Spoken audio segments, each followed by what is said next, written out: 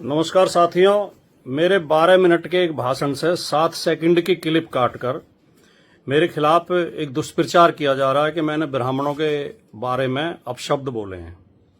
सबसे पहले तो मैं बिना शर्त, बिना इफ एंड बट के, बिना लाग लपेट के, अगर मेरे इन शब्दों से किसी ब्राह्मण भाई को बुरा लगा है, उनके दिल को आघात पहुंचा है, उनका दिल दुखा है, तो मैं बिना शर्त माफी मांगता हूं। मैं उनसे कृतज्ञ होकर हाथ जोड़ के माफी मांगता हूं कि मेरा ऐसा कोई इरादा था नहीं और कभी होता नहीं है। मैं समाजवाद की विचारधारा पर चलने वाला व्यक्ति हूं। जो सच्चा समाजवादी होगा वो कभी किसी जाति या धर्म को अपमानित नहीं करेगा, किसी जाति धर्म के खिलाफ कोई शब्द नहीं बोलेगा।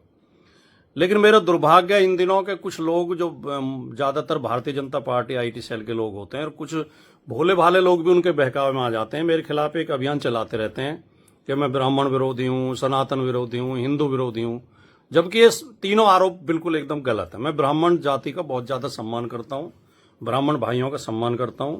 ब्राह्मण समाज में एक से एक विद्वान, एक से एक राष्ट्रभक्त, एक से एक वीर योद्धा और बुद्धिजीवी पैदा हुए हैं, और मैं किसी भी समाज का, किसी जाति का, किसी धर्म का अपमान करने की कभी सपने में भी सोच नहीं सकता। है क्या कि दिल्ली में एक कार्यक्रम था जवाहर भवन में। एक हमारे मित्र हैं अली अनवर जी, जो राज्यसभा सदस्य रहे हैं, जेडीयू के बड़े नेता रहे हैं। उनके बेटे ने और उनकी बहू ने, रफरफ अंसारी और जावेद अनवर ने, एक किताब लिखी है जाति और सांप्रदायिकता के विषाणु। और ये किताब केंद्रित है भारतीय समाज में जातियों को लेकर क्या क्या मुहावरे, लोकोक्तियां और कहावतें बनी हुई हैं, उनको लेकर केंद्रित है।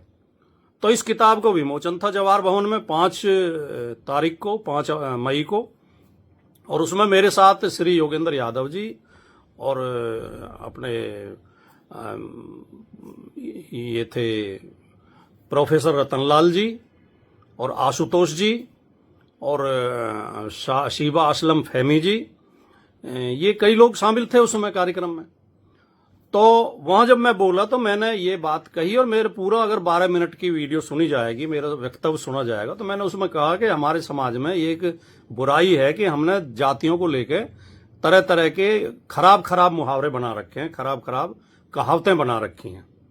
और मैंने उसमें स्पष्ट तौर पर यह भी बोला कि ऐसा नहीं है कि दलित और पिछड़ों के खिलाफ ही ये मुहावरे बने हुए हैं, दूसरी तरफ के लोगों के खिलाफ भी बने हुए हैं। हमारे लोग भी उनके खिलाफ ऐसे ऐसे भद्दे बोलते हैं। तो ये गलत है। मैं उसका विश्लेषण कर रहा था, मैं उसका खंडन कर रहा था। और मैंने जब 2 उदाहरण दिए, तो पहले जो गुर्जर यादवों के खिलाफ एक वो कही जाती है, वो मैंने बोली कहावत कि गुर्जर अहीर कंजर, कुत्ता बिल्ली बंदर, ये 6 ना होते तो खुले किवाड़ों से होते।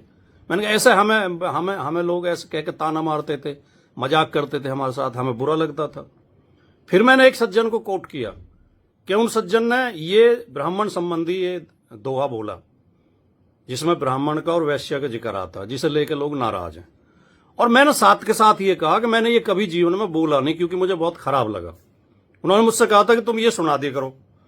मैंने कहा मुझे इतना खराब लगा कि मैंने कभी बोला नहीं, और ये गलत है बिल्कुल, जो ये ऐसा नहीं होना चाहिए। तो मैंने ये पूरा मेरा वक्तव्य है, ये पूरा भाषण ये है। इन ऐसी गंदी मुहावरे, गंदे जो मुहावरे हैं, गंदी लोकोक्तियां हैं, गंदी कहावतें हैं, उनके खिलाफ हम बोल रहे थे, उनके समर्थन में नहीं बोल रहे थे। अब उसमें से लोग क्या कहते हैं, वो महाभारत में कि अश्वत्थामा मारा गया किंतु हाथी को काट देते हैं, अश्वत्थामा मारा गया।